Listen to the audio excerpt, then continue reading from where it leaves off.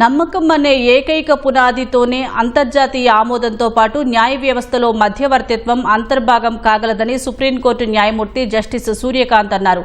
విశాఖలో ACIAM, Bhopal national లా university సంయుక్తంగా నిర్వహించిన సదస్సులో సహచర సుప్రీంకోర్టు న్యాయమూర్తి జస్టిస్ PS నరసింహ, హైకోర్టు న్యాయమూర్తి జస్టిస్ ధీరజ్ సింగ్ ఠాకూర్, ముఖ్యమంత్రి చంద్రబాబుతో కలిసి ఆయన పాల్గొన్నారు. కోర్టు కేసులతో పోల్చితే ప్రత్యామ్నాయ వివాద పరిష్కార విధానం ప్రత్యేకమైందన్న జస్టిస్ సూర్యకాంత్ మధ్యవర్తిత్వంలో అన్ని అంశాలను పరిగణలోకి తీసుకుని సమస్యలు పరిష్కరించాలన్నారు. భవిష్యత్తులో మీడియేషన్ కేంద్రాలు విరివిగా ఏర్పాటయ్యే అవకాశం ఉందన్నారు. Mediation, therefore, offers us a different path, a path of creativity and consensus.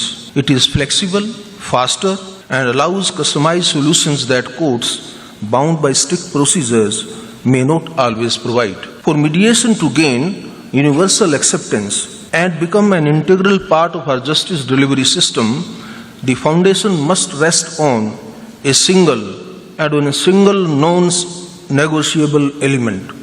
And that element is trust.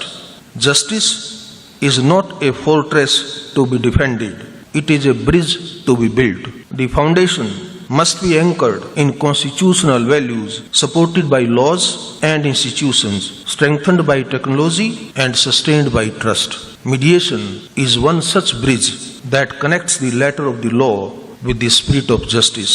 Let's walk in together with confidence, creativity and compassion. 70 years after the independence, more than 70 years, we have pursued a resolution of disputes through adversarial litigation, which required finding of a fact. I think there's no doubt in our minds that this system didn't really work very well. The stakeholders were lawyers. So if we move to the system of mediation, the persons who will be doing the mediation substantially are also lawyers. So what position will you take as lawyers, having moved from adversarial litigation to that of a mediator? From logic, you will shift to trust. It is trust and trust alone which will help resolve disputes through the process of mediation. So you must learn that technique. It's a facet of the heart. How you win the heart and enable the persons involved in a dispute to trust in you. That's a process. Reflect on that. The second point I would want to make is mediation must be closer to people, which requires you to know what people are, how they live, how they fight, what are their aspirations, what are their fallacies, what are their weaknesses. To understand, the most important element is language. So you must be closer to people, closer to their language, closer to their culture. The third point, which I will leave you with this, we experimented with one alternative dispute resolution, that is arbitration. Arbitration was hijacked by the elite. Elite in the sense of, not pejoratively, for commercial purposes.